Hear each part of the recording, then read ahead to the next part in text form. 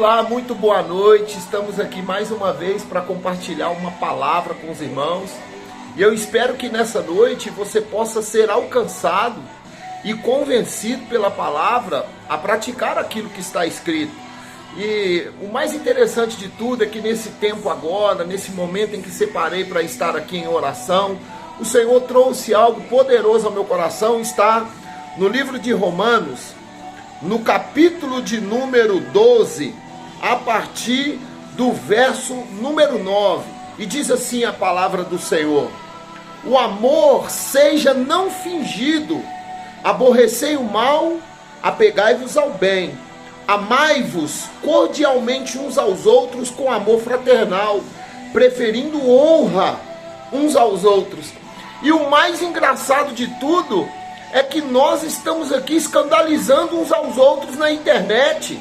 Irmãos falando mal de irmãos, irmãos processando irmãos, pastores, homens de Deus, homens respeitados como autoridades eclesiásticas, usando canais de YouTube, podcast, para escandalizar a atitude do outro, para envergonhar o outro, para diminuir o outro. Irmãos, pastores, líderes espirituais, homens conhecidos, os quais são admirados por seus devidos ministérios, vocês estão utilizando a internet para bater uns nos outros. Chega disso. Chegou o tempo em que a igreja do Senhor deve se unir por um propósito maior.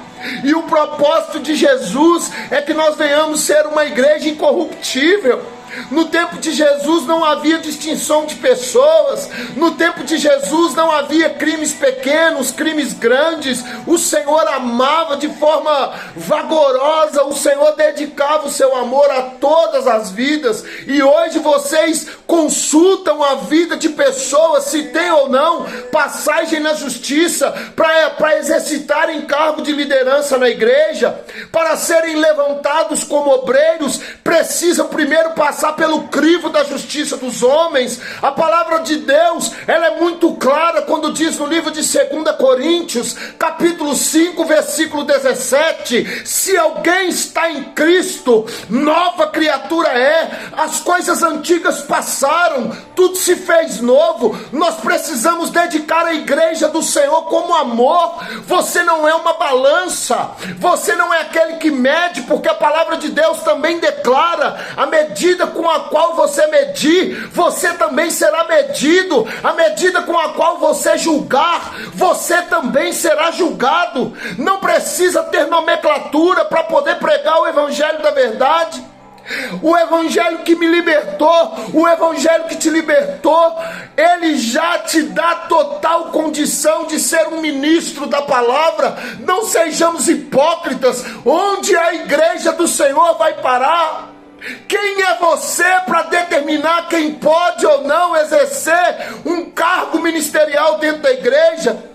Enquanto vocês disputam, enquanto vocês entram em guerra para poder obterem maior poder dentro da igreja, as almas estão morrendo nas ruas. Homens e mulheres escravizados pela droga, pela prostituição. Nada acontece porque o povo de Deus está se perdendo.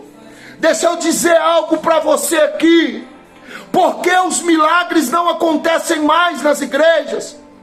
Porque o objetivo principal está sendo a construção de templos, melhoria nas cadeiras, melhoria no aspecto físico, painel de LED. Isso tem chamado a atenção dos jovens, quando na verdade o que chama a atenção dos jovens é a palavra, e a palavra não está sendo ministrada, porque os homens que deveriam ser exemplos para a igreja de hoje, são homens que têm envergonhado o evangelho numa disputa por dinheiro, uma disputa por um evangelho mentiroso, um evangelho de ganância. Esse aqui é o desespero de um homem que passou por uma vida na prisão e sabe muito bem o que é ter a consequência na própria vida, de ter que arcar a responsabilidade de ter cumprido 14 anos de prisão pelas escolhas erradas que fez. Mas Jesus me libertou, e a palavra de Deus diz: se pois o Filho vos libertar, verdadeiramente sereis livres.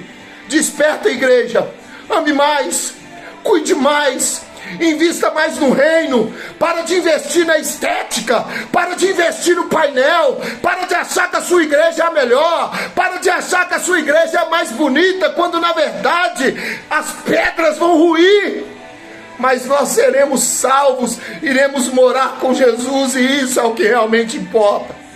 Desperta, meus irmãos. Essa mesma pessoa que você bate nos podcasts, essas mesmas pessoas que você faz apontamentos e traçalha as feridas que a vida dela expõe, essa mesma pessoa é a pessoa que Jesus nos ensinou a amar uns aos outros, a amar, a cuidar, a respeitar. Invista na igreja, invista em pessoas, invista em vidas. Jesus está voltando.